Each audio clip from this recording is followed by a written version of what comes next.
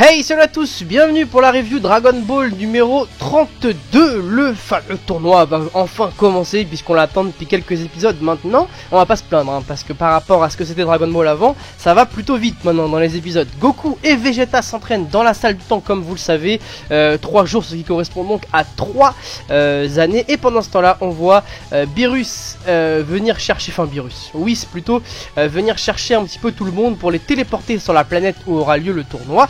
Puisqu'évidemment qui dit tournoi dit spectateurs, donc ils viennent sur Terre, il vient sur Terre plutôt, notre ami Whis, et il vient chercher donc tous nos héros, enfin toute la famille en tout cas de nos héros.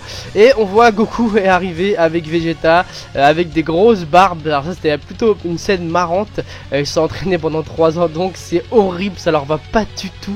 Ça m'a plutôt fait rigoler ce petit moment. Alors pour ceux qui connaissent vraiment bien Dragon Ball, on avait déjà vu Vegeta avec une moustache, une grosse moustache même j'ai envie de dire, mais Goku on l'avait jamais vu avec ça, enfin en tout cas je me rappelle pas, du coup avec aucune barbe d'ailleurs, donc du coup là il faudrait que les voir comme ça, c'était vraiment très marrant.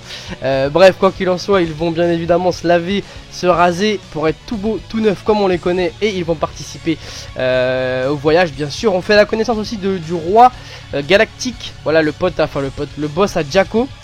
Alors eux ils sont dans un délire un peu spécial apparemment, ils pensent, ils croient qu'ils sont des gens importants etc. Alors que tout le monde n'en a rien à foutre d'eux, mais c'est ce qui fait un petit peu le charme de Jaco justement. Et puis bah apparemment son roi c'est la même chose. Bref, tout le monde est téléporté sur cette nouvelle planète et Goku fait enfin la connaissance de celui qu'il attend depuis longtemps, Monaka, voilà, l'être apparemment le plus puissant que Goku et le plus puissant qu'ait jamais affronté Beerus.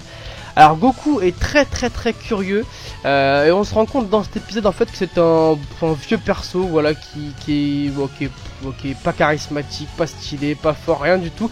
Il paye vraiment pas de mine.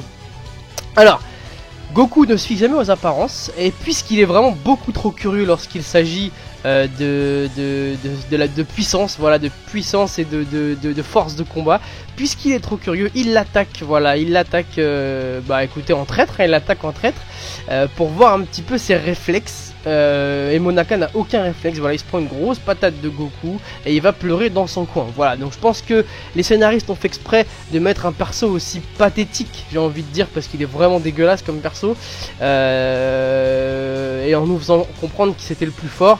Donc mon avis personnel c'est que je pense qu'il se transforme physiquement en monstre, je pense, on verra par la suite, mais je pense que qu'il se transforme en monstre. Quand tu l'énerves trop ou quoi, voilà, il se transforme peut-être avec un monstre à 2 têtes ou je ne sais quoi. Et là, il est super dangereux. Voilà, je pense que c'est ça.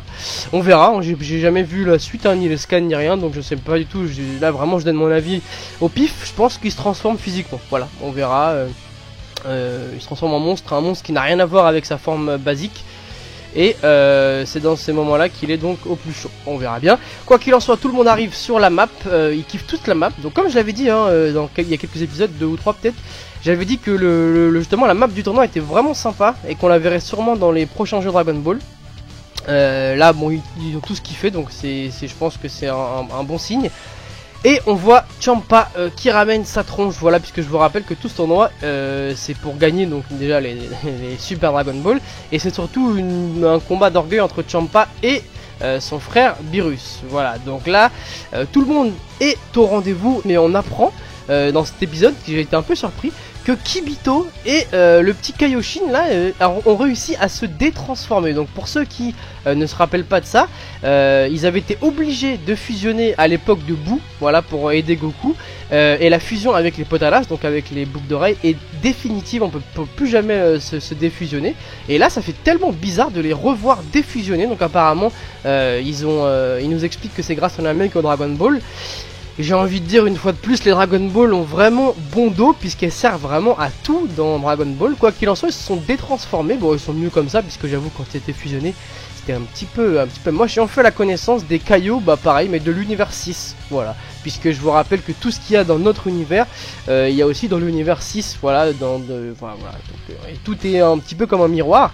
D'ailleurs on fait connaissance aussi d'un nouveau Saiyan, voilà, une espèce de Saiyan qui est donc de l'univers 6. Alors je l'ai pas trouvé super stylé Saiyan, hein. Pour un Saiyan, je sais pas ce que vous en avez pensé, on dirait un petit chinois avec des sourcils épilés là. J'avoue j'ai pas vraiment accroché des masses, on verra par la suite hein, comment ils sont. Il est pas non plus dégueulasse, mais je l'ai pas trouvé super charismatique, et j'ai envie de dire de même pour les autres concurrents. Voilà, on a un espèce de mec de la race à Freezer, on a un grand mec tout jaune qui me fait penser à... Comment il s'appelle déjà là, à Janemba, voilà. Enfin bref, j'ai pas kiffé, il y a un robot aussi. Honnêtement je trouve que les persos en face là ils sont pas vraiment charismatiques. Je sais pas ce que vous en avez pensé, n'hésitez pas à me dire ce que vous pensez des persos en face, puisque...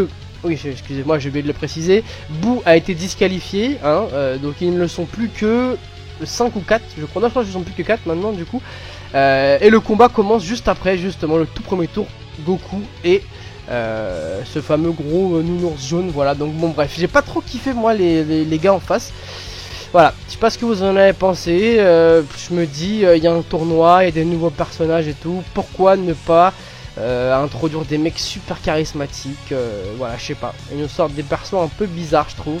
Voilà, ce n'est que mon avis, donc n'hésitez pas à donner le vôtre, quoi qu'il en soit. Le premier tour commence direct, Goku contre je sais même plus son blast d'ailleurs, ils l'ont dit mais je me rappelle plus, le gros nounours jaune. Voilà, ne ratez pas donc la semaine prochaine la suite. On a vu la preview où apparemment il a quand même du mal à le battre, ce guerrier jaune, et il va justement lui aussi mettre sa petite pointe de jaune dans l'histoire, puisqu'il va se transformer en Super Saiyan. Voilà, c'est ce qu'on voit dans la preview. Ne ratez pas l'épisode prochain et la review.